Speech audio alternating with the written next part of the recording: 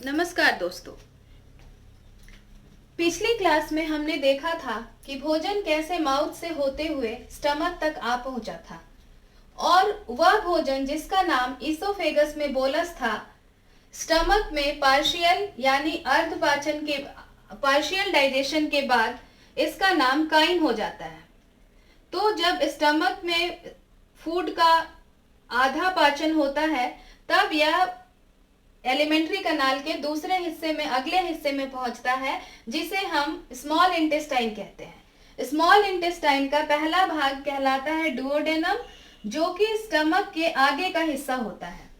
इस डुओडेनम में आने के लिए स्टमक के आखिरी सिरे पर मसल्स की स्फिंक्टर होती है। जब यह स्फिंक्टर ओपन होता है तो काइन, फूड जिसका नाम स्टमक में डाइजेशन के बाद काइन हो चुका है, काइन छोटी छोटी मात्रा में डुओडेनम में आ पहुंचता है। स्मॉल इंटेस्टाइन एलिमेंट्री कनाल का वो हिस्सा है जहां पर फूड का कंप्लीट डाइजेशन होता है। इस कंप्लीट डाइजेशन के लिए हमारा स्मॉल इंटेस्टाइन दो दूसरे ग्लैंड्स की सहायता लेता है। वो ग्लैंड्स है लिवर और पेंक्रियास।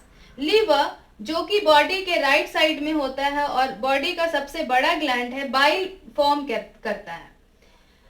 रोचक तरीके से इस बाइल में कोई भी एंजाइम नहीं होते, पर यह बाइल फैट के बड़े बड़े ग्लोब्यूल्स को छोटे छोटे ग्लोब्यूल्स में तोड़ता है, जिसकी वजह से फैट का सरफेस एरिया बढ़ जाता है और फैट डाइजेस्ट करने वाले एंजाइम इस पर अच्छी तरह काम कर पाते हैं।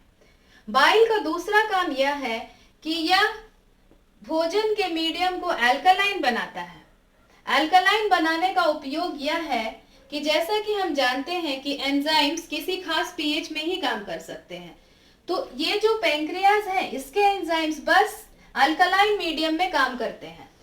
तो बाइल उस मीडियम को अल्कलाइन बनाता है, जिसके कारण पेंक्रियाटिक एंजाइम्स उस पर अच्छी तरह काम कर सके। सो बाइल के दो काम है। पहला तो यह फूड के मीडियम को अल्कलाइन बनाता है ताकि पेंक्रियाटिक एंजाइम्स काम कर सके, और दूसरा यह फैट को छोटे छोटे टुकड़ों में तोड़ता है, यानी फैट को इमल्सिफाई करता है। अब दूसरा ग्लैंड जो स्मॉल इंटेस्टाइन में फूड के कंप्लीट डाइजेशन में हेल्प करता है वो है पेंक्रियाज। पेंक्रियाज एक लीफ के जैसा स्ट्रक्चर है जो कि स्टमक के नीचे होता है। इस पेंक्रियाज से पेंक्रियाटिक जूस सिक्रीट होता है जो कि डुओडेनम में आता है। इस पेंक्रियाटिक जूस में मुख्यतः ये तीन एंजाइम्स होते हैं। एक तो है ट्रिप्सिन जो कि प्रोटीन को डाइजेस्ट करता है, दूसरा है एमिलेज जो कार्बोहाइड्रेट्स को डाइजेस्ट करता है, और तीसरा है लाइपेज जो कि फैट्स को डाइजेस्ट करता है। इसके अलावा मतलब लीवर और पेंक्रियास के सिक्रीशंस के अलावा स्मॉल इंटेस्टाइन से खुद भी एक एंजाइम निकलता है, खुद भी एक जूस निकलता है जिसे इंटेस्टाइनल जूस कहते हैं। लीवर, पेंक्रियास और खुद के इंटेस्टाइनल जूस की हेल्प से स्मॉल इंटेस्टाइन में फूड का कंप्लीट डाइजेशन होता है और कार्बोहाइड्रेट्स फाइनली ग्लूकोज में टूट जाते हैं, प्रोटीन्स फाइनली अमीनो एसिड्स में टूट जाते हैं, और फैट्स फाइनली फैटी एसिड्स और ग्लिसरॉल में टूट जाते हैं। तो glucose, amino acids, fatty acids और ग्लिसरॉल फूड के वैसे फॉर्म है जिसे हमारा ब्लड एब्जॉर्ब कर सकता है। तो स्मॉल इंटेस्टाइन बॉडी का वह पार्ट भी है जहां फूड का एब्जॉर्प्शन होता है। इस एब्जॉर्प्शन में सहायता के लिए स्मॉल इंटेस्टाइन में फिंगर के जैसे प्रोजेक्शंस होते हैं, कई सारे प्रोजेक्शंस होते हैं। ये प्रोजेक्शंस स्मॉल इंटेस्टाइन के सरफेस एरिया को बढ़ाते हैं ताकि फूड ज्यादा से ज्यादा एब्जॉर्ब हो सके।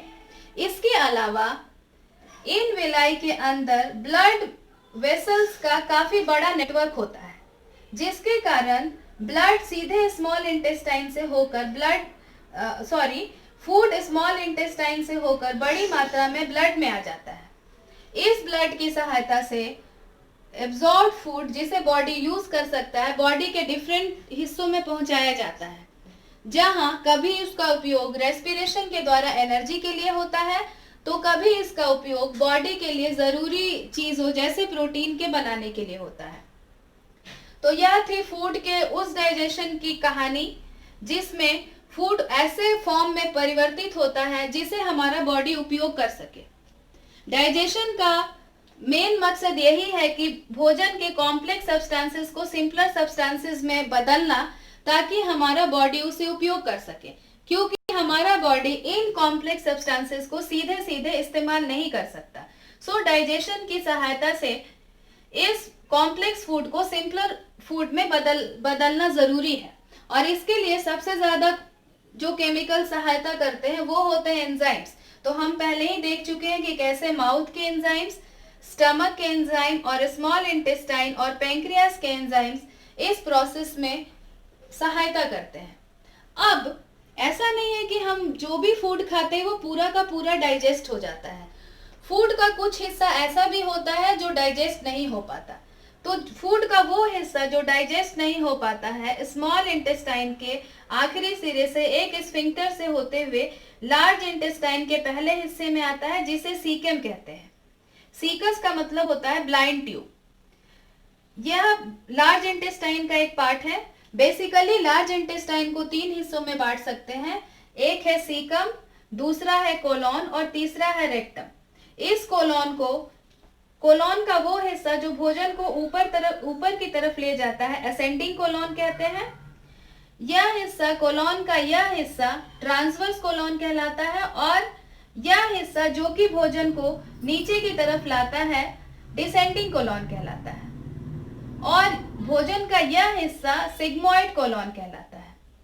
तो जब भोजन लार्ज इंटेस्टाइन के अंदर से होकर गुजरता है तो लार्ज इंटेस्टाइन उसके अंदर से वाटर और सॉल्ट्स को एब्जॉर्ब करता है। जब लार्ज इंटेस्टाइन भोजन से वाटर और सॉल्ट्स को एब्जॉर्ब कर लेता है तो हमारा जो अनडाइजेस्टेड फूड है वह एक फॉर्म में आ जाता है, एक सेमी सॉलिड फॉर्म में आ जाता है, जिसे हम स्टूल कहते हैं। यह स्टूल रेक्टम में कुछ समय के लिए स्टोर किया जाता है, और जब हमारे नर्व्स सिग्नल देते हैं हमारे ब्रेन को कि इसे निकालने की आवश्यकता है, तो हमारे एनस से वह भोजन बाहर की तरफ निकाल दिया जाता है। इस प्रोसेस को इजेशन कहते हैं। इजेशन क्या है? इजेशन एक्सपल्शन, फूड का बॉडी से एक्सपल्शन है। तो यह थी पूरी प्रक्रिया न्यूट्रिशन की, जिसमें कि डाइजेशन, एब्जॉर्प्शन, एसिमिलेशन और इजेशन शामिल है। आपने यह जरूर, हाँ, एक और इंटरेस्टिंग चीज मैं आपको बता दूं, स्मॉल इंटेस्टाइन के बारे में। जैसा कि हमने देखा, यह एलिमेंट्री कनाल का वह हिस्सा है जहां फूड का कंप्लीट डाइजेशन और एब्जॉर्प्शन होता है। यही कारण है कि हर्बीवोरस एनिमल्स में, मतलब जो घास खाने वाले एनिमल्स होते हैं, उनमें स्मॉल इंटेस्टाइन की लेंथ ज्यादा होती है, क्योंकि वह प्लांट खाते हैं और प्लांट के अंदर जो सेलुलोज होता है उसे डाइजेस्ट करना मुश्किल होता है।